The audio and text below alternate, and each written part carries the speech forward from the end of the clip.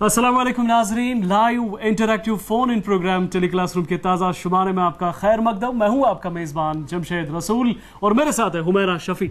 Hello and अस्सलाम वालेकुम नाजरीन, सबसे पहले आप सभी को हमारी तरफ से आदाब और बहुत बहुत इस्तकबाल है अपने इस फेवरेट प्रोग्राम में।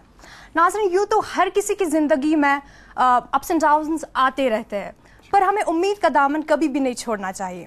और देखा जाए तो ज़िंदगी में वही अक्सर कामयाब होते हैं जो कभी गिव अप नहीं करते, जो हमेशा पॉजिटिव सोचते हैं और जो अपने सपनों को पूरा करने के लिए दिनों रात मेहनत और मशक्कत करते हैं।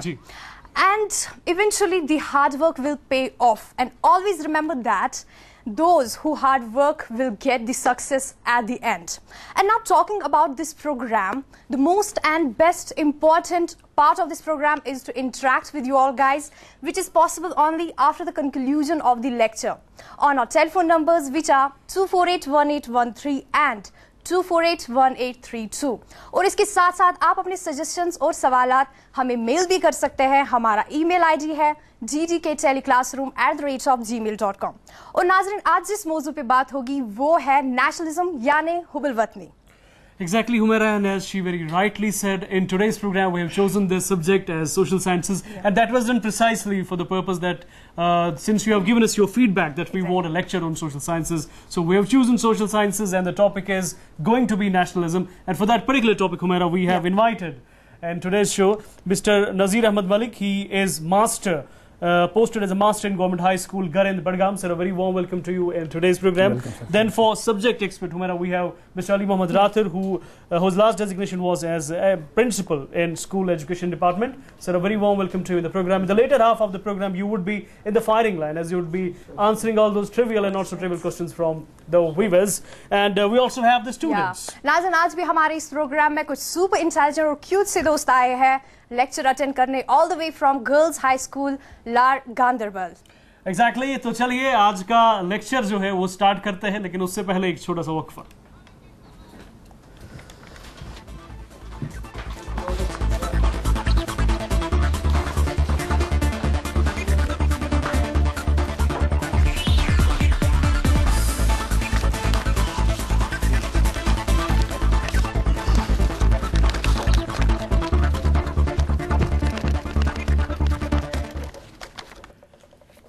ख़वातीन और हज़रात, एक बार फिर से हमारे साथ बने रहने के लिए आपका बहुत बहुत शुक्रिया। ये बताता चलूं कि ये प्रोग्राम आप तक डायरेक्टरेट ऑफ स्कूल एजुकेशन और दूरदर्शन केंद्र श्रीनगर के बाहमी इश्तराक से पहुंचाया जाता है, और ये भी कि इस प्रोग्राम का रिपीट टेलीकास्ट आप देख सकते हैं हर मंगलवार शाम 7:30 से लेकर 8:30 और हर वीरवार इन जुमेरात सुबह 9:10 से लेकर 10:10 तक।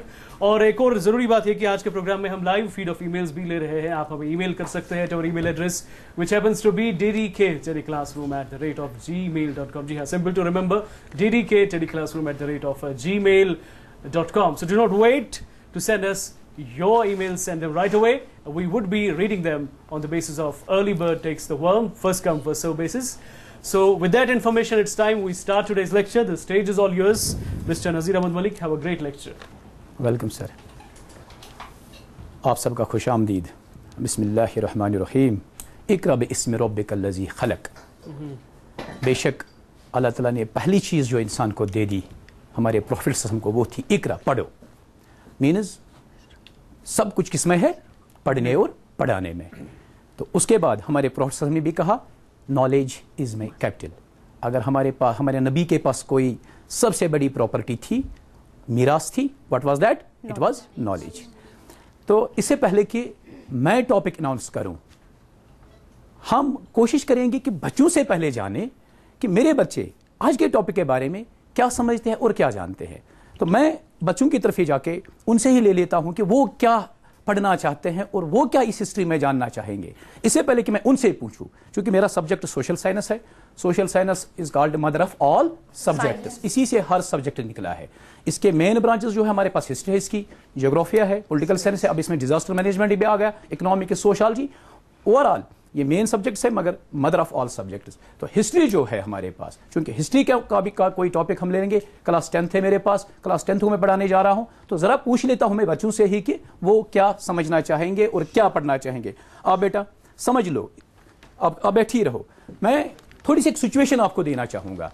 सिचुएशन ये है कि हाल ही में पूरी दुनिया 1914 के वर्ल्ड वार से गुजर चुकी है, डिजास्टर देखा, तबाही देखी, फैमिन देखा, एपिडेमिक्स देखे, बीमारियां देखी और ओवरऑल ऐसा इकोनॉमिकल क्रंच देखा जो न कभी दुनिया ने इससे पहले देखा था ना उन्होंने इसके बारे में सुना था। 1914 ने दुनिया को क्या दिया डिजास्टर के बगैर, वो आप सब समझते हो। तो उसका इंपैक्ट डायरेक्टली हमारे इस सब कॉन्टिनेंट पे पड़ा, इंडिया पे पड़ा, क्योंकि इंडिया जब जिस जमाने की मैं बात कर रहा हूं उस जमाने में अभी हमारे पास पाकिस्तान अलग नहीं था, बांग्लादेश अलग नहीं था, श्रीलंका इसके साथ ही लगा हुआ था, क्योंकि ये बांग्लादेश, पाकिस्तान और इंडिया कुल मिलाकर एक ही देश था। तो इस देश की क्या हालत रही, इस देश के साथ क्या बना 1914 के बाद, और क्या सिचुएशंस, क्या लोग चाहने लगे, क्या लोग डिमांड करने लगे, क्या हमारे लीडर्स सोचने लगे इस बारे में, जरा पूछ लेते हैं। समझ लो कि इस बच्चे को मैं उठा लेता हूं यहां पे। आप बेटा, आप मुझे बताओ कि आप हिंदुस्तान की किसी भी रियासत से हो तो क्या सिचुएशन है, क्या समझती हो आपकी, क्या किया आप इस फर्स्ट वर्ल्ड वॉर ने, क्या लगता है आपको? सर हमारी बहुत सारी प्रॉब्लम्स हो रही है। ब्रिटिशर्स हमें जंगलों में जाने नहीं देते हैं और कैटल कहाँ जाने नहीं देते बेटा? जंगलों में। जंगलों में जाने नहीं देते हैं। Yes sir. और कैटल उसको ग्रेज करने नहीं देते हैं और हम लकड़ियाँ काटते थे, उसे हम खाना वगैरह पकाते थे, अब वो भी ब्रिटिशर्स ने बंद किया है। सही सही सही। हमारी बहुत सारी प्रॉब्लम्स हैं, हम ये चाहते हैं कि इन पे कुछ आप कहाँ से हो? आप कहाँ से हो? आंध्र प्रदेश। आप आंध्र प्रदेश का एक बंदा मेरे पास आ गया, समझ लो एक स्टूडेंट ये है आंध्र प्रदेश से। आंध्र प्रदेश में इस जमाने में क्या प्रॉब्लम, इनको कैटल ग्रेज करने नहीं दिया जाता, जंगलों के अंदर जाने नहीं जाता। इनसे फ्यूल वुड जो ये ले लेते थे अपने घरों में खाना पकाने के लिए, वो इनसे छीना। ये हक किसने छीना आपसे बेटा? ब्रिटिशर्स ने छीना। तो किसी और स्टेट में चले जाते हैं। आप बेटा, आप कहां से हो फॉर एग्जांपल, किस स्टेट से, किसी भी स्टेट से बताओ आप। जी मैं जम्मू कश्मीर से हूँ। जम्मू कश्मीर से। तो क्या प्रॉब्लम लगती है, क्या हुआ, क्या इंपैक्ट आया? जी आफ्टर फर्स्ट वर्ल्ड वॉर 1914 मतलब हम मुस्लिम्स को बहुत सी प्रॉब्लम्स फेस करनी पड़ी, मसलन एपिडेमिक्स, फेमाइन, प्राइसेस। सो अगर हम देखा जाए तो तुर्की में भी मुस्लिम्स जो हमें खिलाफत का वहाँ पे काफी वो हमें खत्म हो रहा है और उसका असर हमें, मुझे लगता है कि, और हम सबको ऐसा लगता है कि उसका असर हम मुस्लिम्स पर भी पड़ने वाला है इन इंडिया में। Definitely we are part and parcel of our country. So इसमें जहां हिंदू सफर हो गया वहां मुस्लिम भी सफर हो गया, वहां सिख भी, वहां बौद्ध भी सफर हो गया। किसी और स्टेट में चलते हैं, किसी और स्टेट में। आप कहां से, समझ लो? मैं कराची से हूँ। आप कराची से हो, क्योंकि कराची तब पार्ट एंड पार्सल था, इंडिया का एक ही मुल्क था। तो क्या प्रॉब्लम्स है आपकी यहाँ? सर हमारी प्रॉब्लम है, ब्रिटिश जो है वो हमें जबरदस्ती घरों से ले रहे हैं काम करने के लिए। अच्छा, forced labour. Yes sir, forced labour. हमारे शेल्टर का ख्याल नहीं करते हैं वो, हमारे खाने पीने का ख्याल नहीं करते हैं वो, और ऊपर से फर्स्ट वर्ल्ड वॉर की वजह से हम पर टैक्सेस लगाए गए हैं।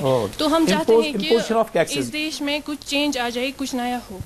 Very good, very good. तो ये भी प्रॉब्लम, तो ये प्रॉब्लम हमारे इंडिया की। कहीं और से आप कहाँ से बेटा? यूपी से हूँ। आप यूपी से हो। यूपी में क्या प्रॉब्लम है? 1914 वर्ल्ड वॉर में कुछ बोलने ही नहीं देते हैं। अच्छा, बैन लगाई गई इस पे, स्पीच पे। आपका जो आप जो बोलना चाहती थी, आपसे बोलने का हक छीना गया। किसने छीना? ब्रिटिशर्स ने छीना, क्योंकि उनके अंडर हम। और किसी स्टेट से और कोई बच्चा कुछ बोलना चाहेगा? क्या प्रॉब्लम है बेटा? आप सर मैं गुजरात से हूँ। आप गुजरात से, समझ लो। जी सर, मैं ब्रिटिशर्स ने कहा था कि वर्ल्ड वॉर के बाद हम आपको थोड़ी रिलैक्सेशन देंगे, आपको फ्रीडम देंगे, लेकिन ऐसा कुछ नहीं हुआ। इन्होंने हिंदू मुसलमान सबों को अलग कर दिया। यहाँ शेड्यूल कास्ट, शेड्यूल ट्राइब, इनकी अच्छा, ओबीसी की प्रॉब्लम आ गई यहाँ पे बेटा। ये तो है, सही बात है।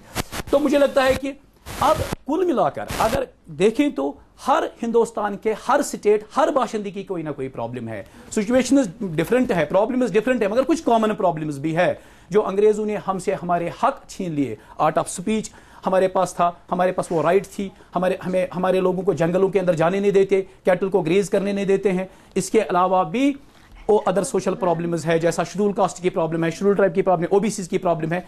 तो कुल मिलाकर अब मैं चाहूंगा कि क्या किया जा सकता है, क्या करें हम? हाँ आप बेटा, कुछ आपके अंदर कोई ऐसी ओपिनियन, ऐसी कोई सजेशन? सर जो मेरी इन भाइयों की प्रॉब्लम है वही हमारी भी प्रॉब्लम है, और मेरी राय है कि हमें अपनी छोटी छोटी प्रॉब्लम्स बोलकर इस बड़ी प्रॉब्लम को देखना चाहिए, और इसका एक ही सोल्यूशन है कि हम यूनिटी कायम करें। यही मेरा आज का टॉपिक है। तो इस बच्चे ने बहुत बेहतरीन जवाब दे दिया कि प्रॉब्लम्स भले ही अलग अलग हों हमारी, मगर कुछ जनरल प्रॉब्लम्स हमारी जो है वो ये है कि हमसे हमारी लिबर्टी, हमसे हमारी इक्वलिटी, हमसे हमारी इकोनॉमिक्स, हमसे हमारी सोसाइटी छीन ली गई है। तो इसका कोई ऐसा हल होना चाहिए जिसको हम सब मिलकर कर सकते हैं। तो वही है نیشنلزم. وہی ہے ایک ایسا ٹول جو ہمارے لیڈرز نے ہمیں دے دیا, وہ تھا کیا؟ نیشنلزم. تو یہ میرے سامنے آپ دیکھ رہے ہو بیٹا, اب یہ پورا انڈیا ہے, اس کے ساتھ یہ پاکستان کا حصہ اس وقت تھا, یہ میرا بنگلہ دیش کا حصہ بھی تھا, یہ پورا انڈیا ہمارے پاس تھا. کل ملا کر اگر دیکھیں تو سارے انڈیا کی جنرل پرابلمز یہی تھی. یہ انڈیا جو ہے, آپ کی انفارمیشن کے تھوڑا بتا دوں میں, پورا انڈیا جو ہے اس کا ایریا 32,87,263 اسکوائر کلومیٹرز ہے, اور یہاں سے لے کر کشمیر سے لے کر کنیا کماری تک اس کی جو لینگتھ بنتی ہے وہ بنتی ہے ہماری 3,211 کلومیٹرز, اور یہ اس کی ایسٹ سے ویسٹ تک جو وڈتھ بنتی ہے وہ بنتی ہے ہماری 2,933 kilometre.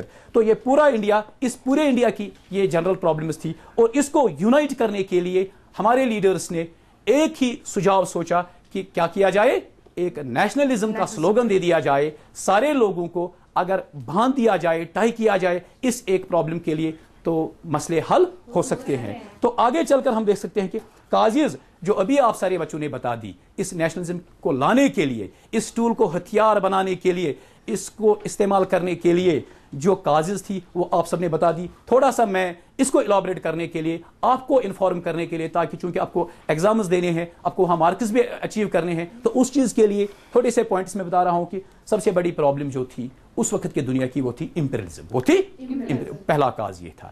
Imperialism means subjugation of one country over other, یعنی حقوق چھین لینا.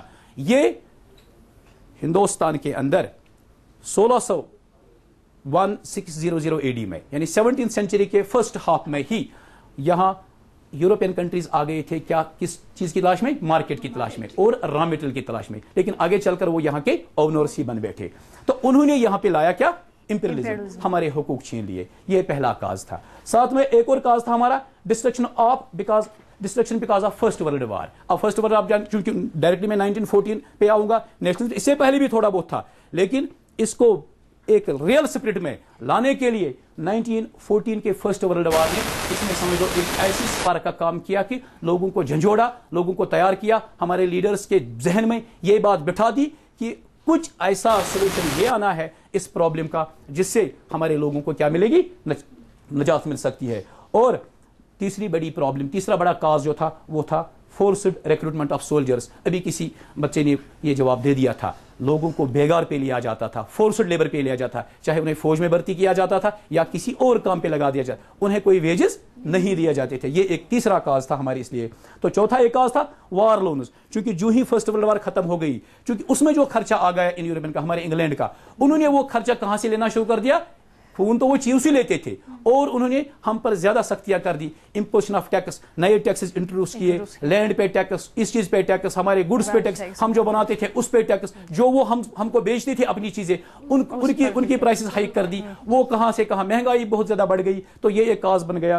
ایک اور کاز جو ہمارا تھا extreme hardships of common people. ہر بندہ کسی نہ کسی طرح سے اس چکی میں پسنے لگا, ہر بندہ کسی نہ کسی پریشانی میں مبتلا ہونے لگا. ایک سائڈ ایپیڈیمکس, بیماریاں, فیمین, شارٹیج آف فوڈ, ہر طرح کی پریشانیاں, بچوں کی الگ پرابلمز, بوڑھوں کی الگ پرابلمز, بزرگوں کی الگ پرابلمز, لیڈیز کی الگ پرابلمز, جوانوں کی الگ پرابلمز, ہر طرح کی پرابلمز نے گھیر لیا اس انسان کو. یہ ایک کاز بنا. اس کے بعد سوشل ایولز, ساتھ ساتھ سوشل ایولز بھی چلی. مطلب او بی سی کا ابھی کسی بچے نے مجھے بتا دیا تھا, وہ دلت کا, شیڈول کاسٹ, وہ اپنی بھی انٹرنل پرابلمز بھی تھی. وہ پرابلم اس زمانے میں کافی سامنے آ گئی. اس کے ساتھ ایک اور ہمارا تھا, یہ تھا کہ ڈویژنز. اب کوشش کی اس ہمارے چالاک دشمن نے کہ کس طرح کسی بھی طرح سے ہندوستان کے ان لوگوں کو ایک ہونے نہ دیا جائے, کیونکہ وہ ان کا بڑا ہتھیار تھا. وہ یہ سمجھتے تھے ہمارا دشمن بڑا چالاک تھا. اس کی پالیسی ہمیشہ سے رہی تھی ڈویژن, ڈیوائڈ اینڈ رول. کیا پالیسی رہی تھی بیٹا؟ Divide and role. ہمیشہ انہوں نے ہمیں ڈیوائڈ کیا تھا. ڈیوائڈ مینس ہندو کو الگ کیا, مسلم کو الگ کیا, سکھ کو الگ کیا, بدھ کو الگ کیا. کوشش انہوں نے کی کہ ہمیں ایک ہونے نہ دیا جائے. یہ ڈویژن آف انٹرنل کانفلکٹس ہمارے اندر پیدا کر دیے. ایک اور تھا کہ ڈسکریمنیشن تھی ہماری اپنی اندر, کاسٹزم کا مسئلہ بھی تھا, کریڈ کا مسئلہ تھا, کلر کا مسئلہ تھا, لینگویج کا مسئلہ تھا, ریجنلزم کا مسئلہ تھا, الگ الگ اسٹیٹس کے اپنے چھوٹے چھوٹے مسئلے بھی تھے. اس وجہ سے بھی ایک پرابلم ہمارے سامنے تھی. اور ایک کاز تھا کہ انٹرفیرنس ان ریلیجس میٹرز. اب انہوں نے کیا کیا, جب ان برٹشرز کو لگا کہ یہ اب یونائٹ ہو رہے ہیں, تو انہوں نے کس چیز کا سہارا لیا ہمیں ڈیوائڈ کرنے کے لیے؟ ریلیجن کا سہارا لیا. ہندوؤں کو بتا دیا کہ آپ کے ہندوازم کو خطرہ ہے. मुस्लिमों को बता दिया कि इस्लाम को खतरा है, सिखों को बता दिया सिखिज्म को खतरा है। ऐसा कुछ नहीं था हमारे अंदर। तो ये चीजें हमारे जहन में डालने से उन्होंने क्या कोशिश की कि हमें एक होने ना दिया जाए। और साथ में था low wages, less facilities, imprisonment and injustice. अब जहां भी उन्हें लगता था कि कोई बंदा सामने आ रहा है, कोई बंदा आवाज उठाने की कोशिश कर रहा है, कोई बंदा नॉन वायलेंस या वायलेंस के जरिए से लोगों को एक्टिवेट करने की कोशिश कर रहा है, लोगों को मोटिवेट करने की कोशिश कर रहा है, तो उसको दबाने की कोशिश की वहां पे। और साथ में था नॉन एम्प्लॉयमेंट और डिस्क्रिमिनेशन। ऑलरेडी 1914 से पहले थोड़ा बहुत जो स्मॉल स्केल इंडस्ट्री यहाँ पे अपना था या उन्हीं की इंडस्ट्री में काम कर रहे थे, उसको भी एक इम्पैक्ट उस पर आ गया है कि 1914 के बाद हमारी अक्सर इंडस्ट्री जो यहाँ पर चल रही थी वो बंद हो गई। तो नतीजा ये निकला कि अनएम्प्लॉयमेंट क्रिएट हो गया। तो एक और था कॉमन कम्युनिकेशन गैप, अब एक दूसरे मिलने भी नहीं दिया गया। अब उस वक्त पोस्टल सिस्टम जो था उसको बैन किया गया। टेलीफोन चूंकि सेल फोन वगैरह आज के जमाने के हैं, उस वक्त के जमाने के लैंडलाइंस वगैरह थी, उनको बैन किया गया। यानी एक दूसरे के साथ बात करने के चांसेस जो हमारे पास अब थे उनको भी बैन किया गया। तो ये काजेज बने। क्योंकि सीधी सी बात है, जब इंसान को दर्द होता है तो वो तलाश करता है उसकी इलाज। तो ये काजेज जब आ गए, अब कब तक इंसान बर्दाश्त कर लेता है? अब इंसान के अंदर जो रेजिस्टेंस है, जब तक उसके अंदर का रेजिस्टेंस, जब तक वो कर सकता है टॉलरेट कर लेता है, लेकिन जब इस पेशेंस का लिमिट क्रॉस कर लेता है तब इंसान एक ऑफेंसिव मूड में आ जाता है। ऑफेंसिव मूड के साथ साथ वो इस कोशिश में लगा रहता है कि हाथ पैर मार रहता है कि किस तरह से मुझे नजात मिले। तो काजिज के बाद हम चलते हैं कि ऑब्जेक्टिव्स क्या रहे। अब काजिज तो ये आ गए, ऑब्जेक्टिव्स क्या रहे, क्या किया जाए। तो पहली बात थी कि किसी तरह से जो इस बेटे ने बता दिया नेशनलिज्म। तो nationalism means oneness, nationalism means किसी भी तरह से तमाम हिंदुस्तान के लोगों को, तमाम स्टेट्स को क्या किया जाए, इकट्ठा किया जाए, तमाम लोगों की सेंटिमेंट्स को, तमाम लोगों के टेस्ट को एक बनाया जाए। तो उसमें था to unite India and make it secular and make it, कोशिश की जाए कि फिलहाल मजहब को भूल जाए, फिलहाल मजहब को, फिलहाल छोटी मोटी प्रॉब्लम्स जो अपने अपने अंदर की स्टेट्स की है फिलहाल उनको बोला जाए, फिलहाल उनको असाइड किया जाए। तो लेट अस थिंक जनरली कि कॉमन प्रॉब्लम्स क्या है। तो कॉमन प्रॉब्लम ये थी कि किसी तरह से हिंदुस्तान को क्या किया जाए, यूनाइट किया जाए। इसके लिए गांधी जी 1915 में अफ्रीका से वापस आ गए। जब उन्होंने रियलाइज किया, ऑब्जर्व किया कि मेरे हिंदुस्तान में प्रॉब्लम है, मेरे मुस्लिम भाई की प्रॉब्लम है, मेरे हिंदू भाई की प्रॉब्लम है, मेरे सिख भाई की प्रॉब्लम है, मेरे दलित भाई की प्रॉब्लम है, तो उन्होंने वहां से माइग्रेट करके वापस अपने वतन आके उन्होंने यहां एक टूल दे दिया, सत्याग्रह। क्या नाम था उसका? सत्याग्रह। उन्होंने सोचा कि अगर मैं मुस्लिम के पास जाऊं वो मानने के लिए तैयार नहीं होगा, हिंदुओं के पास जाऊं वो भी मुझे मानेंगे नहीं, क्योंकि उन्हें मैं जो प्रॉब्लम्स बता दूं उन्हें वो प्रॉब्लम्स पता है, मुझे मैं क्या लेकर जाऊं, मैं एक ट्रुथ लेकर उनके पास जाऊं। सत्याग्रह मीन्स ट्रुथ, एक ऐसा हथियार जो सच्चाई पर मबनी हो, जिसमें सच हो। उन्हें बता दिया जाए कि हम क्या है, we all are Indians, we all are living in a one country under one umbrella, We have different problems, no matter, but some problems are common. हमारी कुछ ऐसी प्रॉब्लम्स है जो हम सब की है। अगर अंग्रेज हमारा खून चूस रहा है, वो हिंदू देखकर नहीं चूस रहा है, वो मुसलमान देखकर नहीं चूस रहा है, वो सिख देखकर नहीं, वो सबका चूस रहा है। तो लिहाजा अगर उस अंग्रेज को कमजोर करना है, अपने देश से उसे बाहर करना है, हमें एक बनना होगा। उसके लिए यही एक सच है कि हम इस हकीकत को समझे, इस हकीकत को समझने की कोशिश करें। तो दूसरी बात थी कि to remove social evils and listen the problems and issues of people sympathetically with solutions and remedies. तो अब उसने क्या किया कि जब वो लोगों के पास निकलने लगे तो उससे और भी लोग साथ उठाने पड़े। जब वो, चूंकि वो हिंदू मजहब के खुद थे, उससे मुस्लिम लोगों को भी साथ उठाना पड़ा। तो उस शक्ल में उससे ये मिले, कुछ मुसलमान लोग भी मिले, मसलन शौकत अली एक बड़े अहम नाम थे जिन्होंने खिलाफत कमेटी की दाग बेल डाल दी थी, फाउंडेशन डाल दी थी, उन्हें मिले। तो उन्हें अपने इस प्रॉब्लम्स को बता के उसे ये बता दिया कि इंटरेक्ट की, अपनी प्रॉब्लम्स, उसकी प्रॉब्लम सुनी, तो एक कॉमन, एक जनरल काज लेके उसे कहा कि हम एक साथ चलते हैं लोगों के पास, क्या लेकर, सच्चाई लेकर। उन्हें बता दिए हम एक है, हमारी प्रॉब्लम्स कॉमन है, तो लिहाजा एक मिलकर हम इन प्रॉब्लम्स का तोड़ कर सकते हैं। तो इस हिसाब से हमारी जो सोशल इवल्स, अंदर की सोशल इवल्स है, उनको भी कंट्रोल किया जा सकता है। मसलन मुसलमानों के अंदर अपनी छोटी प्रॉब्लम थी, दहेज की प्रॉब्लम थी, शादियों की प्रॉब्लम थी, अमीरी और गरीबी की कहाँ प्रॉब्लम नहीं होती है। यही प्रॉब्लम्स ब्राह्मण और दलित की थी, यही प्रॉब्लम शेड्यूल कास्ट और शेड्यूल ट्राइब की थी। तो उन प्रॉब्लम्स को भी समझने के लिए उन्हें कहा कि लोगों के बजाय उनकी प्रॉब्लम सुने, उन्हें बोलने का मौका दिया जाए। जब लोग बोलते हैं और पेशेंटली उन्हें सुना जाता है तो लोगों को लगता है कि एक हमदर्द इंसान, एक मसीहा इंसान मेरे सामने आ गया, लिहाजा वो अपना सब कुछ उसे बता देता है। और फिर जब एक मोटिवेशन के साथ, एक बेहतरीन काज के साथ बंदा सामने आ जाता है तो सामने वाला अपोजिट जो होता है वो सब कुछ देने के लिए, सेक्रीफाई करने के लिए तैयार हो जाता है। तो ये एक दूसरा ऑब्जेक्टिव रहा कि किसी तरह से सोशल इवल्स को दूर किया जाए। उसके बाद to give respect to the emotions of the people, लोगों के जज्बातों की कदर करना। सबसे बड़ी बात यही होती है, क्योंकि अक्सर देखा गया कि इमोशंस जब तक इंसान के अंदर क्रिएट ना हो, इंसान कोई काम कर नहीं पाता है। हमसे जो भी काम बन पाते हैं किन की वजह से बन पाते हैं? इमोशंस की वजह से बन पाते हैं। मगर इमोशंस को चैनलाइज की जरूरत करना पड़ती है। देखिए, इंसान जब गुस्से में आता है तो गुस्से में आना जरूरी है, गुस्से में आना जरूरी है, क्योंकि गुस्सा जो है ये एक एनर्जी है, ये एक, अब इस गुस्से को अगर चैनलाइज किया जाए, अब इसको इस समझ लो कि आपने देखा होगा, आप अक्सर पिकनिक जाते रहते हो, आप पहलगाम गए होंगे, आप सोनमर्ग गए होंगे, आपने देखा कि एक दरिया बहता है पानी का, तो एक चैनल से बहता है। अगर उस पानी को डाइवर्ट किया जाए इधर उधर, उसे कोई रास्ता ना दिया जाए, एक दरिया ना दिया जाए, एक स्ट्रीम ना दी जाए, एक चैनल ना दी जाए, तो क्या करेगा वो पानी? तबाही मचा देगा, क्रॉप्स को डिस्ट्रॉय करेगा, मकानों को डिस्ट्रॉय करेगा, फ्लड लाएगा, परेशान कर देगा लोगों को। तो चैनलाइज करना जरूरी है, क्योंकि इमोशंस हमारे अंदर थी, सारे लोगों के अंदर गुस्सा था। फर्स्ट वर्ल्ड के बाद जो प्रॉब्लम्स और आ गई थी, टैक्स की प्रॉब्लम आ गई थी, जो अभी जिनको मैंने एक्सप्लेन किया, उन प्रॉब्लम्स को समझते थे लोग, अब इमोशनली वो बड़े डिस्टर्ब थे, वायलेंट थे, वल्गर बन चुके थे, चाहते थे कि किसी तरह से वायलेंस के जरिए से इस चीज को अचीव किया जाए। लेकिन गांधी और अली ब्रदर्स ने उन्हें बता दिया कि हमारा दुश्मन जो है वायलेंस, कोशिश करेंगे हम सत्य से, सच्चाई से दुश्मन को मॉरली डिग्रेड किया जाए, दुश्मन को अपने बता दिया जाए कि वो उसने जो हमारे हुकूक छीने, वो भी इंसान है, हम भी इंसान है। ह्यूमन का ये जो है, ह्यूमन इश्यूज जो है, उन ह्यूमन इश्यूज पे मॉरली उसको बता दिया जाए। और उस चीज के लिए हमारे पास एक, उन्होंने जो हथियार दे दिया वो हथियार था नॉन वायलेंस का हथियार था।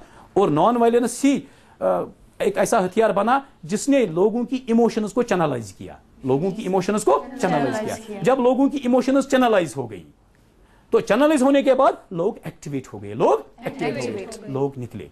जहां फिर उन लोगों ने कहा कि हमें खून दे, तो लोगों ने खून दे दिया। जहां लोगों से कहा गया कि हमें डोनेट कर दो, अपनी प्रॉपर्टी में से इस मोमेंट को चलाना है, तो उन्होंने अपनी प्रॉपर्टी में से डोनेट कर दिया। तो ये एक और ऑब्जेक्टिव आ गया था इसके सामने। और एक और ऑब्जेक्टिव था to provide a strong and sound platform which must be trustworthy.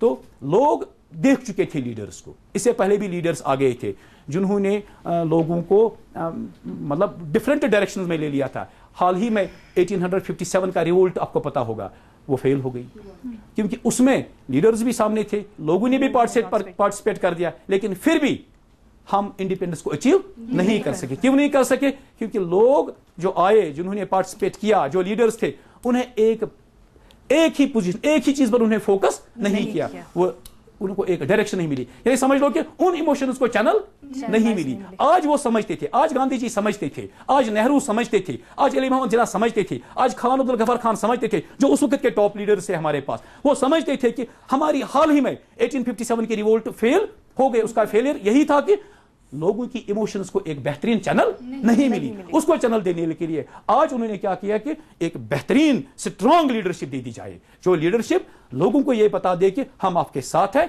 हम आपके वादों को तोड़ेंगे नहीं, आप हमारे साथ रहो, तो इंशाल्लाह हम वो चीज, वो गोल अचीव करेंगे जो चीज आप चाहते हो। वो क्या था? वो था अल्टीमेट फ्रीडम। तो एक और ऑब्जेक्टिव जो उन्होंने बनाया, that was to identity and recognise the diplomacy of enemies.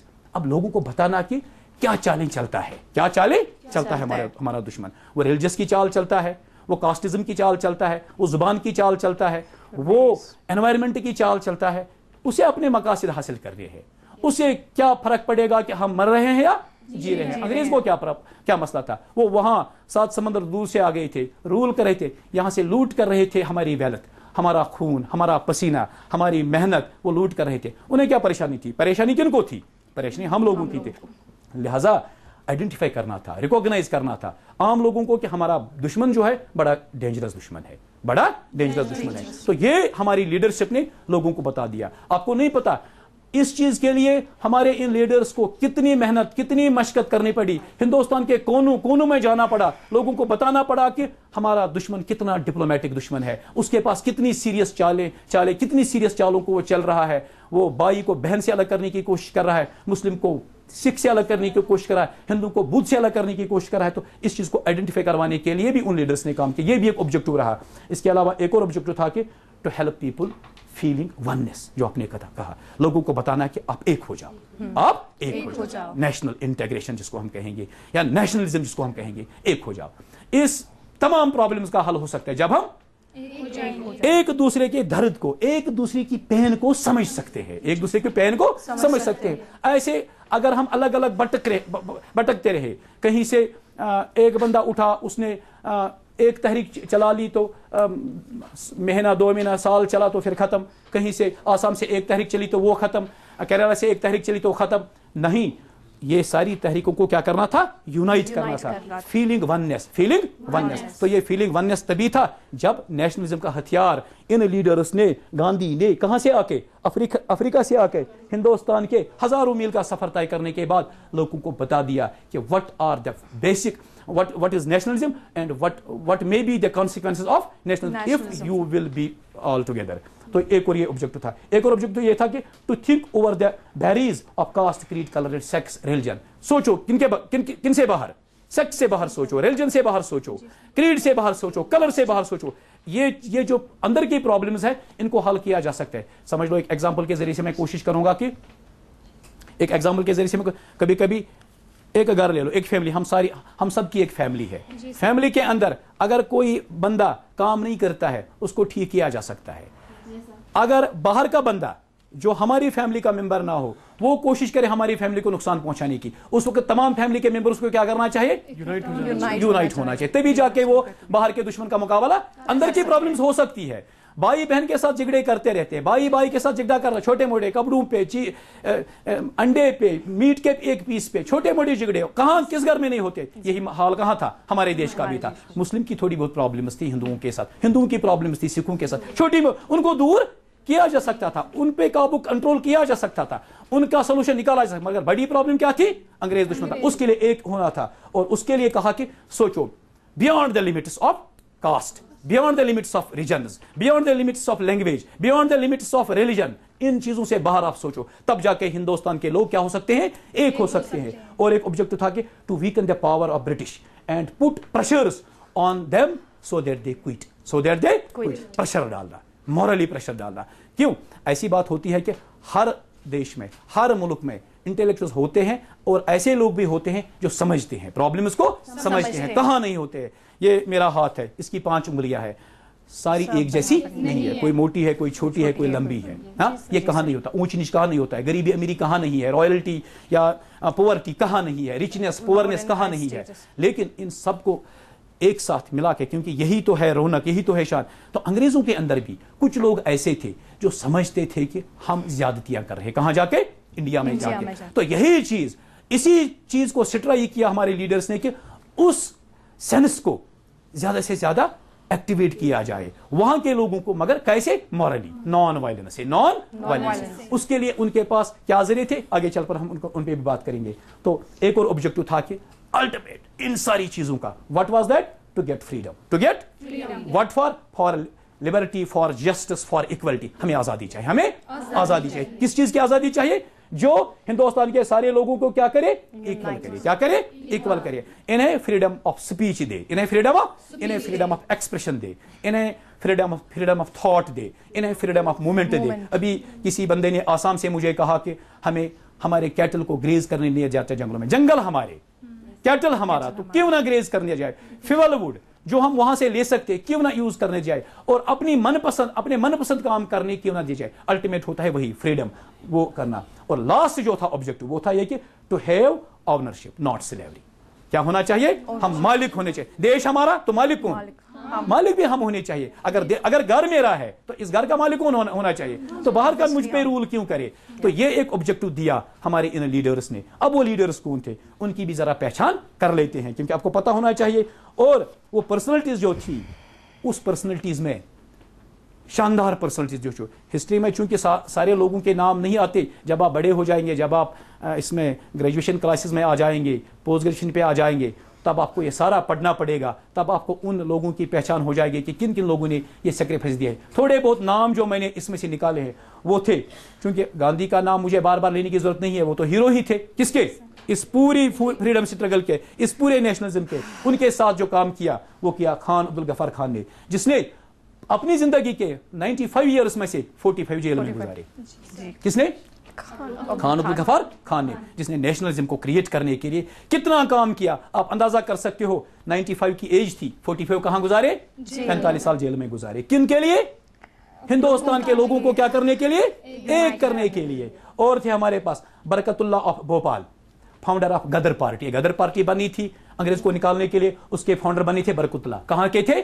Bhopal के थे। इंडियन नेशनल इंटीग्रिटी के लिए काम किया। इसके अलावा थे सैयद रहमतुल्लाह शाह, हालांकि इसकी जर्मनी में फिर इसको ये हैंग किया गया, इसको फांसी दे दी गई 1927 में। मगर काम कितना किया हिंदुस्तान के लोगों को यूनाइट करने के लिए, हिंदुस्तान को आज़ादी दिलाने के लिए, वो हिस्ट्री में गोल्डन हरूफ से लिखा हुआ है। आगे चलकर हमारे पास एक और था अली मोहम्मद सिद्दीकी, 1917 में इसको भी हैंग किया गया, फांसी दे दी गई। जवानी में थे, यूथ थे, बड़े होनहार यूथ थे, तो इसको भी फांसी का फंदा देखना पड़ा। किन के लिए? हमारे लिए। They had sacrificed their present for our future. They had sacrificed what? Their present for our future. हमारे मुस्तकबल के लिए, हमारे मुस्तकबल को सिक्योर करने के लिए इतने सारे लोगों ने क्या दिया है? अपना खून दिया है, अपनी मेहनत दी है, अपना पैसा दिया है, अपने घर दिए हैं। इसके अलावा हमारे पास थे और मौलाना हसरत अली मोहानी। क्या शायरी की! क्योंकि जब भी जंगें लड़ी जाती है, जब भी आज़ादी की जंगें लड़ी जाती है, तो उसमें हर बंदे का कोई ना कोई कंट्रीब्यूशन होता है, और शायरों का भी कंट्रीब्यूशन था। तो मैंने किनका नाम लिया? हसरत मोहन या डॉक्टर सर मोहम्मद इकबाल। क्या बेहतरीन शायरी की! तो इनका शायर, इनके 2-3 शेर मैं यहां पर आपको सुनाना चाहूंगा। एक शेर उनका था, ये दाग दाग उजाला, ये दाग दाग उजाला, ये शब गजीदा ये सहर, वो इंतजार था जिसका, ये वो सहर तो नहीं, चलो चलो कि वो मंजिल अभी नहीं आई। किसने कहा? हसरत मोहानी। चलो मेरे भाइयों। उसने यही नहीं कहा कि मुसलमानों चलो, उसने यही नहीं कहा कि हिंदुओं चलो, उसने सिखों नहीं कहा चलो, उसने कहा कुल मिलाकर चलो। क्या चीज हासिल करने के लिए?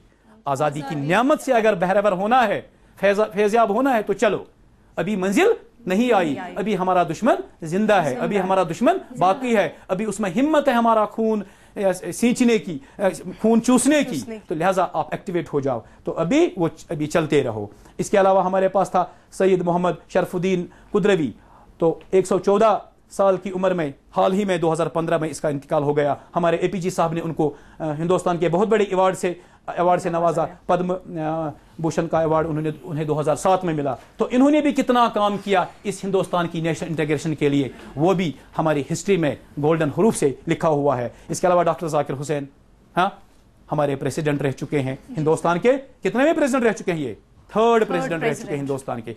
आज का प्रेसिडेंट, अब नया प्रेसिडेंट हमारे पास आ गया। हाँ, नाम पता? कुछ बता सकते हो? प्रेसिडेंट? हाँ, आज का प्रेसिडेंट प्रणब मुखर्जी नया बन गया। अब कल रिमेंबर, याद करो, सोचो, टीवी देखा करो, न्यूज पढ़ा करो। तो अब हमारा नया प्रेसिडेंट आ गया।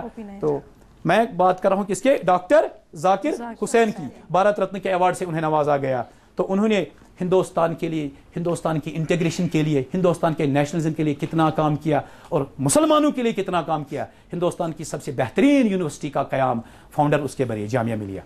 कौन सी यूनिवर्सिटी? जामिया मिलिया का, जामिया मिलिया के फाउंडेशन स्टोन इन्होंने डाल दी। किसने? डॉक्टर जाकिर हुसैन ने। इसके अलावा हमारे पास अब गांधी जी का नाम तो उन्होंने तो सारी जिंदगी ही दी किसको? पैदा हुए तो लगे काम करने हिंदुस्तान की इंटीग्रेशन के लिए और नेशनलिज्म के लिए। आगे चलकर पोरबंदर तक जो सफर उनका जारी रहा, लास्ट तक 1948 तक। आज़ादी के बाद उन्होंने ज़्यादा साल नहीं देखे, ज़्यादा दिन नहीं गुजारे। 1940 में उनकी डेथ हो गई, और वो भी एक बैड एक्सीडेंट था, तो उनका कत्ल हुआ। تو انہوں نے اپنی ساری زندگی سیکریفائی کی. اس کے علاوہ ہمارے پاس سر سید احمد خان, ہاں تو فاؤنڈر, کیا شاندار کام کیا, یا مولانا ابوالکلام آزاد کیا شاندار کام کیا. اسی طرح پنڈت نہرو لاسٹ میں, ہاں لاسٹ کے ایپیسوڈس میں مطلب 1919 میں بھی وہ بھی ایکٹیویٹ تھے, کافی زیادہ کام کرنے والے بندے تھے. تو اس نے بھی کیا کام کیا. ڈاکٹر بی آر امبیڈکر, جی سر, نام میں بولنا نام مجھے اس کا بولنا نہیں چاہیے, ڈاکٹر امبیڈکر, تو اس نے کتنا کام کیا. تو آگے چل کر یہ ہے وہ پرسنالٹیز جن کو میں آپ کو دکھانا چاہوں گا کہ یہ وہ پرسنالٹیز جو تھی جو آپ نے دیکھی ہوں گی اپنی بکس میں. میں ان کو کلرڈ پکچرز بھی آپ کو دکھانے کے لیے لیا تھا چونکہ بک میں ایسی ہوتی ہے, تو میں نے کہا کہ آپ کی ہی لینگویج میں آپ کی ہی بک سے یہ لے لوں. تو اب آگے چل کر جو اب انہوں نے مین چیزیں جو اس میں لے لی وہ میں نے اس کو بتایا ٹری آف ایونٹس, کون کون سا ایونٹ کیا. چونکہ ٹائم ہمارے پاس کم ہے, انشاءاللہ نیکسٹ کلاس جو میری ہوگی آپ کی اسکول میں ہوگی تو اس میں بتا دوں گا. تو ستیاگرہ میں نے بتا دیا, اس کے ساتھ انہوں نے یہ نان کوپریشن موومنٹ لائی, سول ڈس اوبیڈینس موومنٹ لائی, ڈانڈی مارچ ہو گیا, اس میں سالٹ مارچ ہو گیا. ہاں اس کے علاوہ انہوں نے سائمن کمیشن آ گیا تو اس کو فیل کر دیا. رولالٹ ایکٹ اس میں آیا تو وہ اس کے خلاف, یا خلافت موومنٹس کی تحریکیں چلی.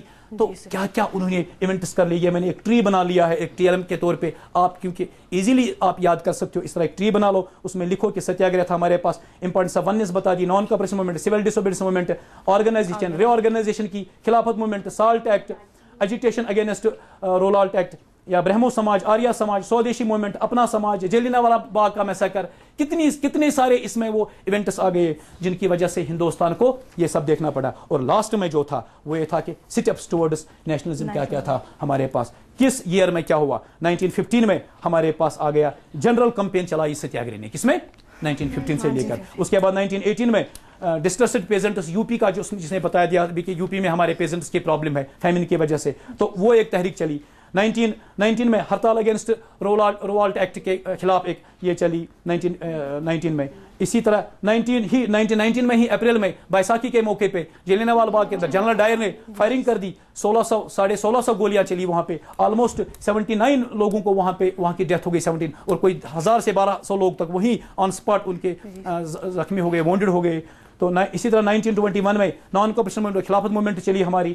اسی طرح 1922 میں ہمارے پاس چوری چورا کا ایکسیڈنٹ ہو گیا, وہ مارکیٹ کا, جس میں وہ پولیس والے 22 سے 23 پولیس والے زندہ جلے وہاں پہ. اسی طرح 1914 میں بھی وہ ایک آسام کی ایک تحریک تھی, وہاں پہ گوریلا تحریک تھی, اس کا ایک اینڈ ہو گیا. 1929 میں لاہور کانگریس سیشن میں پرانا سماج کو اڈاپٹ کرنے کی کوشش کی گئی. 1930 میں ڈاکٹر امبیڈکر نے اپوزٹ کلاس جو ہمارا OBC کلاس تھا اس کو اپلفٹ کرنے کی کوشش کی. اسی طرح 1931 میں پھر گاندھی نے سول ڈس اوبیڈینس موومنٹ کو ری آرگنائز کیا, اور اس کو آگے اس میں ساتھ میں وہ ڈانڈی مارچ اور سالٹ ایکٹ لایا سامنے, اور 1932 میں سول ڈس اوبیڈینس موومنٹ کو پھر سے لایا گیا. تو یہ آج کا کل نیشنلزم کا ایک سفر تھا. اس میں میں نے کوشش کی سمندر کو کوزے میں بند کرنے کی. واسٹ ٹاپک ہے, اس میں اگر بات کرنے بیٹھے تو پورا دن لگ سکتا ہے, 2 دن لگ سکتے ہیں, چونکہ ٹائم ہمارے پاس کم تھا. Sir, I have a simple question. I wanted to know that do you think that because of this coming of this concept of nationalism in our country, all those evils like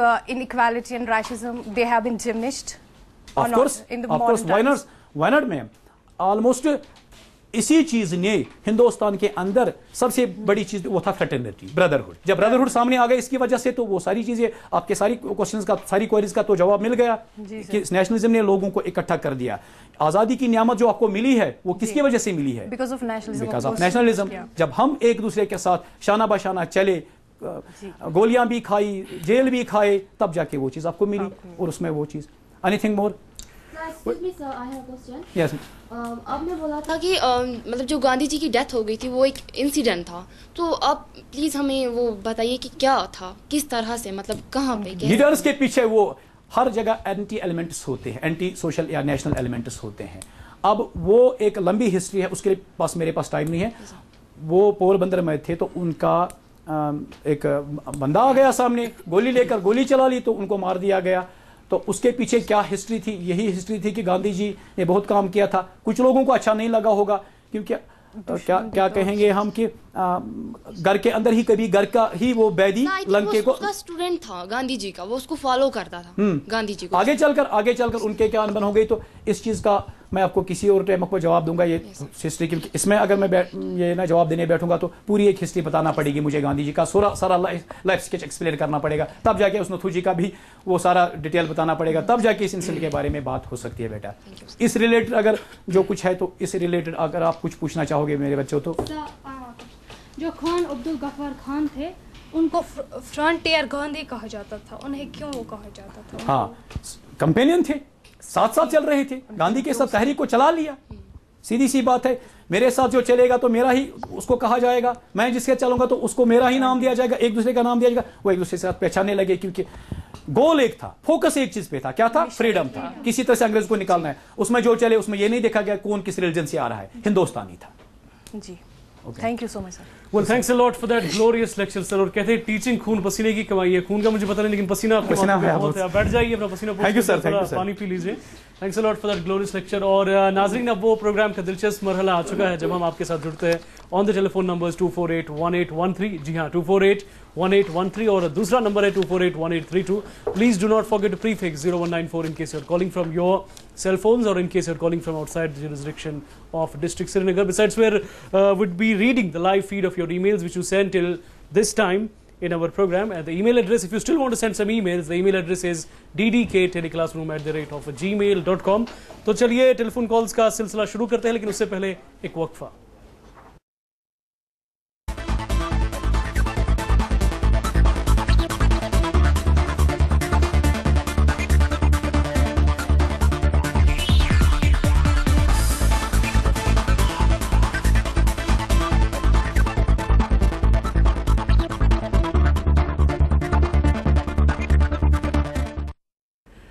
ख़वातीन हज़रात, एक बार फिर से हमारे साथ जुड़े रहने के लिए आपका बहुत बहुत शुक्रिया। अशफाक हफीज़ साहब हमें मेल करते हैं दानपुरा ब्रेन निशात से और लिखते हैं कि प्रोग्राम बहुत अच्छा है, आज का लेक्चर बहुत अच्छा था, आपको सराहा है आपकी कोशिश को।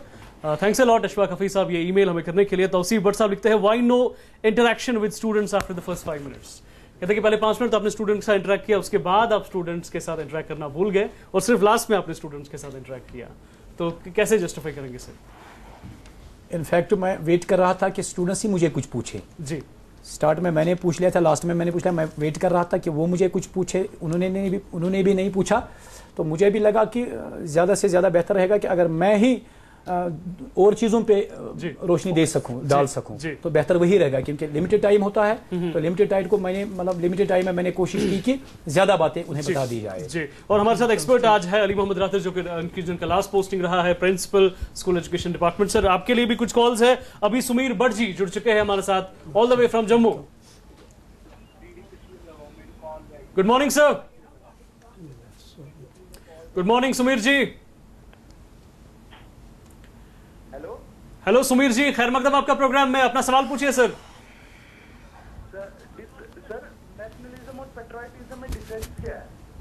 पैट्रियटिज्म और जिंगोइज्म में डिफरेंस क्या है? जी सर, आप रिस्पॉन्ड करना चाहेंगे? Thanks a lot for the call. मैं पैनल से गुजारिश करना चाहूंगा कि टेलीफोन लाइन का वॉल्यूम थोड़ा आप कर दें, काफी धीमी आवाज यहाँ स्टूडियो में आ रही है।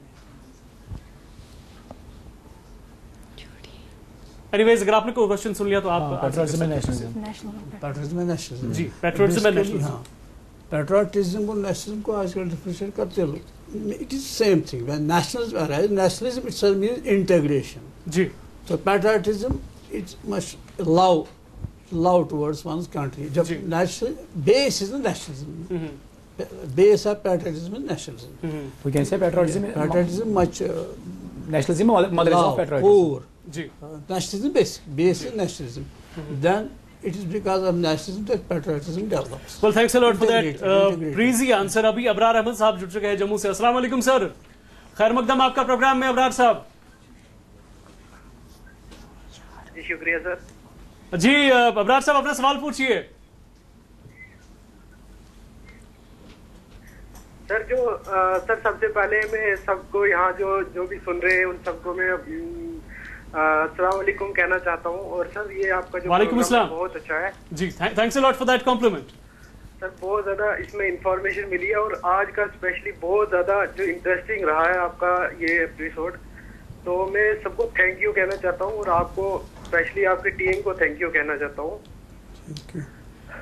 जी कोई सवाल है आपका जो आप पूछना चाहते हैं आज के प्रोग्राम के हवाले से? जी बिल्कुल, फिलहाल तो मैं कुछ सवाल नहीं पूछना चाहता हूँ। Okay, thanks a lot for that. आपका बहुत ही अच्छा शो है और बहुत ही इंफॉर्मेशन। जी, हमें सराहने के लिए आपका बहुत बहुत शुक्रिया। और ये आप ही जैसे खूबसूरत व्यूअर्स है जो हमारे प्रोग्राम को खूबसूरत बनाते हैं। एमके भट्ट जी जुड़ चुके हैं हमारे साथ, अबरार साहब जुड़ चुके हैं हमारे साथ बेमिना से। अस्सलाम वालेकुम सर। वालेकुम सलाम, अस्सलाम वालेकुम सर। खैर मकदम आपका प्रोग्राम में। अबरार साहब, आज के लेक्चर के हवाले से आपका कोई सवाल हो तो पूछ लीजिए। जी सर, मैं ओपनिंग से ये सुन रहा था, अभी सर ने शायद बताया जो जलियांवाला बाग साहब जहाँ वो कैजुअलिटीज हुई थी, सर ने शायद 79 कहा जी, एक्चुअल है 379 और अदर सोर्सेस है कि 379 से भी अब हो गई है। अच्छा, 379 से भी अबो हो रही है, इसके बारे में आप कुछ कहना चाहेंगे? What is the correct number? मैंने कितना बताया था? आपने 79 नहीं 379 इनके हिसाब से उनका करेक्ट है 379 जी, आपका करेक्ट है। Thanks a lot. 1000 से 1200 तक हमें करेक्ट करने के लिए आपका बहुत बहुत शुक्रिया। एक और ईमेल हमें अशोक रैना जी लिखते हैं कि देयर आर कंट्रीज सर जी which got independence after India, that's after 1947, and British ruled there up to 1960. But today we see those countries are better developed and have a better human development index than India. What do you think is the main reason behind it? कि जिन countries में Britishers ने 60 तक rule किया वो आज ज्यादा developed है as compared to India. Actually मैं बताऊंगा our country is vast country. Okay. Diversity बहुत ज़्यादा है और regional diversity, geographical diversity, it is very tough here. So next China के बाद next country है जो highly populated है। और जो इश्यूज हमें मेरे ख्याल में जो अंग्रेज़ों ने हमें परेशान कर रखा था स्टार्ट में, वो परेशानी उन्हें अभी तक छोड़ दी, वो हमें छोड़ नहीं रही वो परेशानी जी। ट्राइबल प्रॉब्लम्स है और लिंग्विस्टिक प्रॉब्लम, स्टार्ट ही जब कंट्री बन गया तो लिंग्विस्टिक डिवाइड हो गया, ये भी तो हमें प्रॉब्लम, जो हमारी नेशनलिज्म है पैटर्न उस पर प्रॉब्लम हो जाते हैं due to those issues which got later created. तो ऐसे मैं सोचता हूँ ये जो बैकवर्ड जो कास्ट सिस्टम हमारा रिजिडिटी जो basically it was natural, caste system एक साथ नेचुरल था, लेकिन अंग्रेज़ों ने उसको ऐसा एक्टिविस्ट दिया कि उन्होंने लोगों को कास्ट कॉन्शियस किया, उसकी वजह से भी हमें अभी भी प्रॉब्लम हो रही कंट्री में, आप देख रहे हैं जी, उन्होंने ही छोड़ रखी है वो हमारे।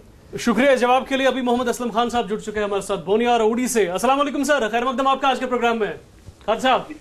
हाँ सर जी, अपना सवाल पूछिए सर। सबसे पहले सर मेरी तरफ से सलाम कबूल करें आप। वालेकुम अस्सलाम। सर मेरा एक सवाल है नजीर साहब से जी। मेरा सवाल ये है कि क्यूमुलिज्म और नेशनलिज्म में डिफरेंस क्या है? किस किस में सर? क्यूमुलिज्म और नेशनलिज्म। कम्युनलिज्म और नेशनलिज्म में क्या क्या फर्क है सर? देखिए communalism basically divide on the basis of community और रिलीजन, रिलीजन नहीं, it is communal basis, community basis, और कुछ लोग इसको रिलीजियस लेते हैं। तो नेशनलिज्म है इंटीग्रेशन, ये तो अपोजिट है एक दूसरे की। Nationalism is integrated love, mutual love, वो तो उसका टोटली कंट्रास्ट है जी। एक ईमेल अभी हमारे पास है, सरवर बुखारी जी लिखते हैं, I think the teacher skip name of Subhash Chandra Bose, his role can not be forgotten in the independence of India and the nationalism of India. Question उनका तो जबरदस्त जी जी जी। And besides I want the teacher to highlight the role of britishers in the revocation of sati प्रथा। यानी कि ये लिखते और भी कुछ इन्होंने तफसीलन लिखा है कि जैसा आप कहते हैं कास्टिज्म को ब्रिटिशर्स ने उनका उसको जो है उरूज पर लेके गए, मगर एट द सेम टाइम जो मेनी अदर सोशल प्रॉब्लम्स थे उनको खत्म करने में भी ब्रिटिशर्स का रोल है, लेकिन उस पर टीचर ने रोल नहीं दिया। उसको कैसे जस्टिफाई करेंगे आपसे? देखिए जो बेसिकली इंडियन सोशल रिफॉर्मर्स थे उन्होंने वो इंसर्ट किया, अंग्रेजों ने क्यों साथ दिया? अंग्रेजों ने उनको जीतने के लिए जो लीडर्स थे दे वांट टू विन वर, जो अंग्रेजों ने कोई भी इनिशिएटिव यहाँ लिया, इकोनॉमिक लिया कुछ लिया, उनका पहला मोटिव था खुद की डेवलपमेंट। जो हमारे यहाँ रेल ट्रेन जो आ गई, बेसिक मकसद था अंग्रेजों का जो सामान आता था वो इंडिया के दूसरे मार्क्स में ले जाना। फिर ऑप्शेट वो अलाउद्दीन खैरात वांगन सब इन कश्मीरी, तो उनका अपना बेनिफिट था, थोड़ा बहुत तो छूट कर जाता है, वो हमें आ गया। अंग्रेजों को हमेशा शातराना काम था, they wanted to rule India more and more. अब वो 40 के बाद फिर प्रॉब्लम उनको हो गई, तो उस वजह से इस मुद्दे पे और आएंगे, लेकिन अभी शेख हर्षिद साहब जुड़ चुके हैं हमारे साथ त्राल से। अस्सलाम वालेकुम सर। हर्षिद सर जी, खैर मकदम आपका आज के प्रोग्राम में, अपना सवाल पूछिए sir. Sheikh Harshid sir, I am calling from Batgund sir. Batgund Tral जी जी जी जी। अपना सवाल पूछिए सर। मेरा सवाल है नेशनलिज्म के बारे में जी। سر جیسے کہ جیسے استاد صاحب نے بتایا کہ جیسے پہلے لوگوں نے بہت اچھی کوشش کی in order to integrate the different communities of the India. بہت اچھی کوشش ہے. They have made great effort in order to make India unite. لیکن if we take the present situation of whole India, there are so many issues that I can say that makes a threat to the integration of this nation. جیسا کہ گورکشا کا مسئلہ ہے, اس کے بعد there are some different issues ہے. اگر different states کی بات کریں گے, whether it is a culture or different aspects. اب یہ I mean to say that یہ مطلب کس لہر کی طرف جا رہا ہے, whether it is going to disintegrate in coming years, یا کچھ لائعمل بتا دیجیے سر in an experience way how to integrate. جی آپ کا جو آپ کی جو سجیشن ہے, آپ کی جو آبزرویشن ہے وہ ہم تک پہنچ چکے. لیکن ارشد صاحب میں آپ کو یہ بتا دوں کہ پرابلمس کہاں نہیں ہے. جہاں برٹشرز نے رول کیا, آپ دیکھیے 60 کنٹریز ہے, وہاں پہ برٹشرز نے رول کیا. ایک کنٹری کا نام بتائے جہاں پہ ابھی پرابلمس نہیں ہے. پرابلمس ہوتی رہتی ہے. کیا پاکستان میں پرابلمس نہیں ہے؟ کیا سری لنکا میں پرابلم نہیں ہے؟ کیا بنگلہ دیش میں پرابلم نہیں ہے؟ دیکھیے اس دن امپیریلزم کی نوعیت الگ تھی, آج کل امپیریلزم الگ ہے. پہلے وہاں رول وہ آتے تھے پاورفل کنٹری, وہ وہاں آتے تھے. آج کل ریموٹ کنٹرول سے وہ امپیریلزم چلا رہے ہیں.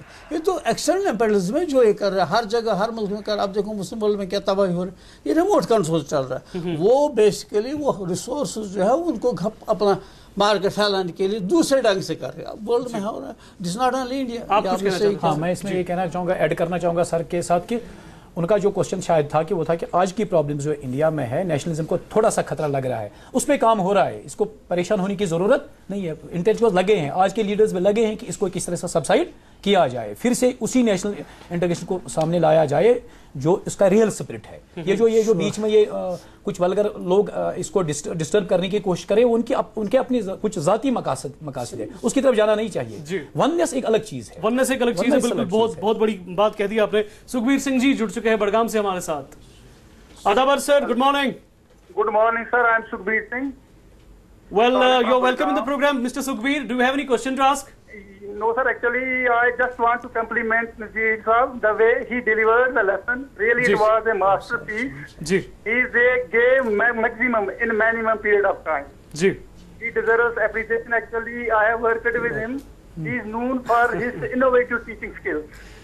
Well, thanks a lot for appreciating his lecture. And واقعی میں کافی انرجیٹک آپ کا لیکچر تھا, اور جتنی سر جیسا آپ نے سمندر کو کوزے میں بند کرنے کی آپ نے کوشش کی, بہت ساری ڈیٹیلز آپ نے کم سے کم سمے میں دے دی. ایک اور کالر ابھی ہمارے ساتھ جڑ چکے, جاوید صاحب.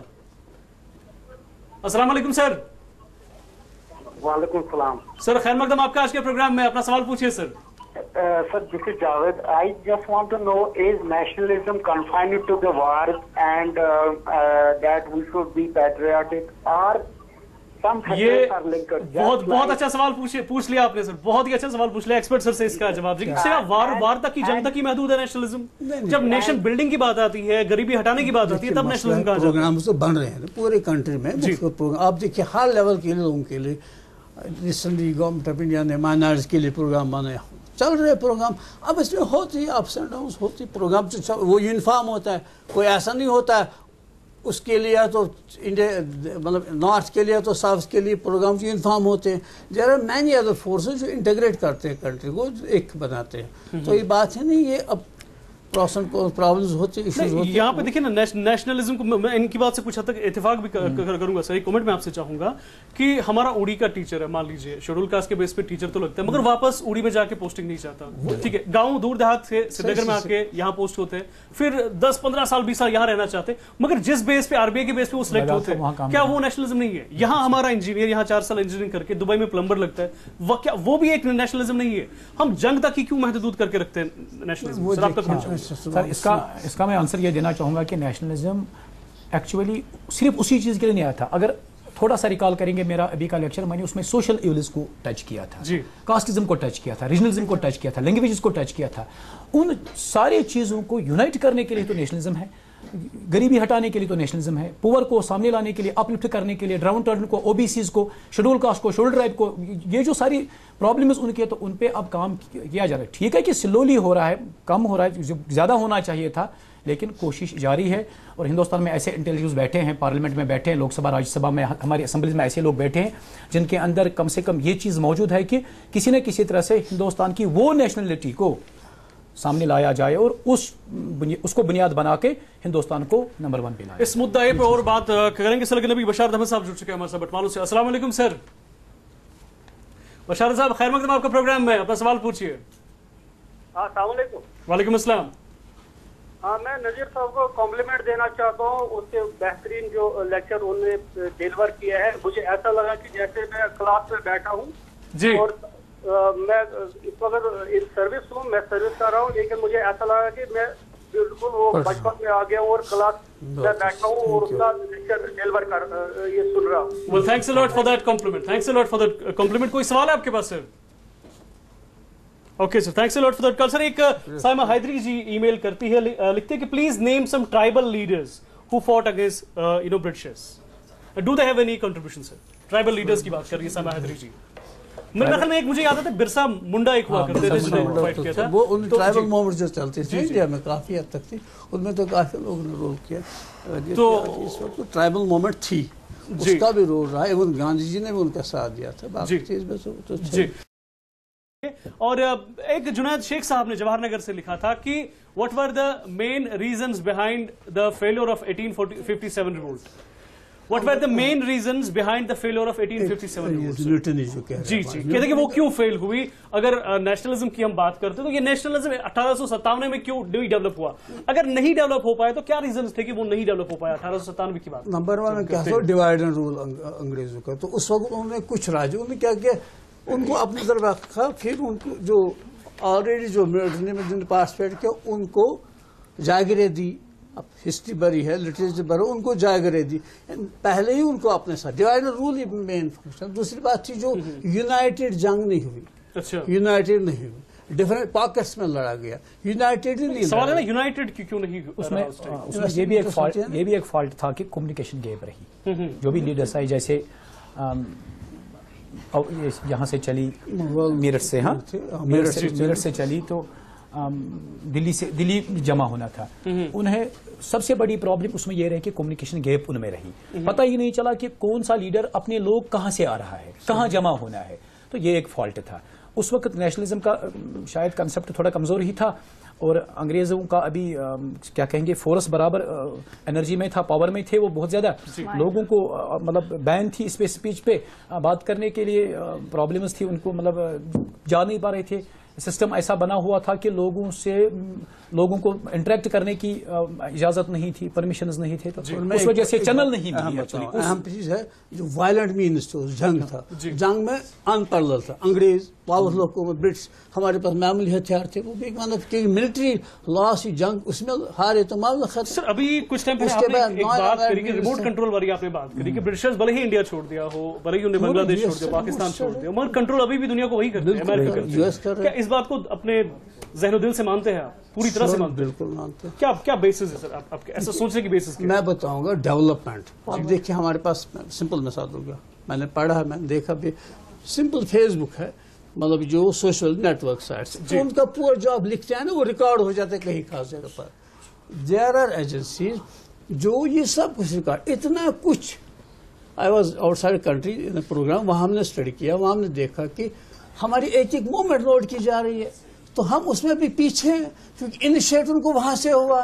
یہ معمولی کمیونیکیشن ویپنز ہے ہر ایک چیز میں. تو دیکھو جو ورلڈ کو سپلائی ہو جاتا ہے ویپنز, وہ کہاں سے آتا ہے؟ وہ بھی ان کے پاس ہے. دنیا میں بڑے لیول پر امپیریلزم چل رہا ہے. جاتے جاتے پروگرام اب ختم ہونے والا ہے. ایک آخری میرا آپ سے سجیشن یہ ہے کہ اتنے اچھے طریقے سے پڑھاتے ہیں, کتنے ٹیچرز کو آپ نے انسپائر کیا اس طریقے سے پڑھانے کے لیے, اور آپ کے آس پاس کے جو اسکولز کے ٹیچرز ہیں کیسے ان کو انسپائر کرتے ہیں؟ مجھے نہیں پتا کہ کتنے لوگ انسپائر ہوئے ہوں گے, کتنے انسپائر ہوئے ہوں گے, تو وہ وہی بتا سکتے ہیں. میں نے کوشش کی کہ جتنا مجھ میں ٹیلنٹ ہے, میں وہ کیا کہتا ہوں کہ اپنا ٹیلنٹ انویسٹ کر کے میں نے لوگوں تک یا بچوں تک اس کو بات پہنچانے کی کوشش کی. واقعی کافی ٹیلنٹ بھرا ہوا ہے آپ میں, اور اسی طریقے سے پڑھاتے رہیے. Thanks a lot for that lecture, thanks a lot for coming to our studios, and again sir آپ کا بھی بہت بہت شکریہ ہمارے اسٹوڈیوز بنانے کے لیے. ہمارا ریپیٹ ہے. ناظرین آپ کو میں یاد دلا دوں کہ آپ اس پروگرام کے سارے ایپیسوڈز یوٹیوب پہ بھی دیکھ سکتے ہیں, and for that you need to subscribe to the Kashur channel. اور آپ اس پروگرام کا ریپیٹ ٹیلی کاسٹ ٹیوزڈے کو 7:30 بجے اور تھرسڈے کو صبح 9:10 پر بھی دیکھ سکتے ہیں. And besides this you can put your suggestions and feedback on our official Facebook page tele classroom. तो हुमैरा इसी दुआ के साथ कि नाज़रीन जो भी करे अल्लाह उनको कामयाबी और कामरानी से हमकनार करे। दीजिए अपने मेजबान जमशेद रसूल और हुमैरा शफीक को आज के प्रोग्राम से इजाजत। अल्लाह हाफिज़।